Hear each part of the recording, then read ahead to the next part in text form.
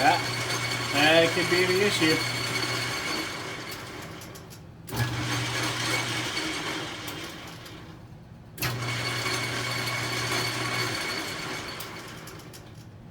All right, so I had two of these switches fry on me. Different labels, but I'm pretty sure they're the same manufacturer. We're going to take it apart and actually see. So this one shorted out on the middle terminal. I guess we should check that first. All right, that works. So this one should be no contact. Now there should be contact. Should be no contact. And no contact there. So that was the terminal that shorted out on that one. This one, or I'm sorry, lost contact. This one I think actually shorted out internally.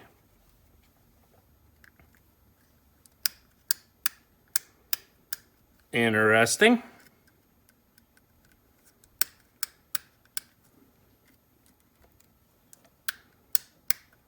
Huh. No contact at all. Is that because I'm... Oh, yeah.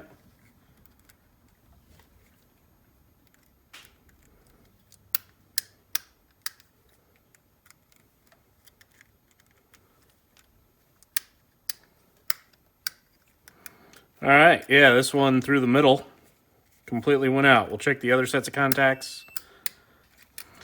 All right, so this one, the whole center row is done. This one, just one of the center contacts is done. So we'll pop her apart here and see what went. All right, so as I suspected, you can see that those center terminals were arcing pretty good. You can see the discoloration. Pretty substantial on those contacts. Yeah, I would think that would still be working, though. It doesn't seem all that outrageous to me. I mean, if you look at the ones next to it, and they were still working, see there's a little bit of arc damage between them. The little arms, rocker arms, see one of these guys is arced out pretty good. The other two don't seem to have much damage at all. I mean, this switch is rated to 15 amps. 15 amps at 250 volts. So I would have thought that, well, first off, I would have thought that motor wouldn't have pulled quite that much amperage on the start. But I would have thought that this switch would have been okay. I mean, the switch that was installed on there was a 20 amp switch, or rated to 20 amps. That's what it said. 20 amps, 115 volts. So, same thing. So, it looks like these are probably different manufacturers.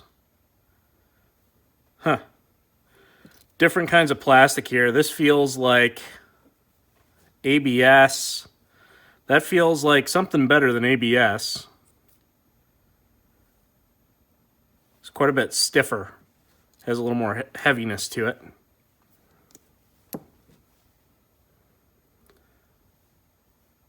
Huh. Well, you know what? That might be nylon. Feels kind of like nylon. This, I'm not sure what it would be. Some sort of acrylic that's clear. And this guy, yeah, same thing on the two outer contacts. They look fine. The inner, just sparking in one place. So I kind of wonder if what happened with this thing is it was not breaking contact. Yeah, it looks like it kind of micro-welded itself. You can see that there's some of the contact, this nickel plating or whatever it is, if you can see that. Nickel plating looks like it kind of micro-welded itself, because I can see that it's, maybe, you can see that it's kind of raised on that end. So I think that's probably what happened with this switch.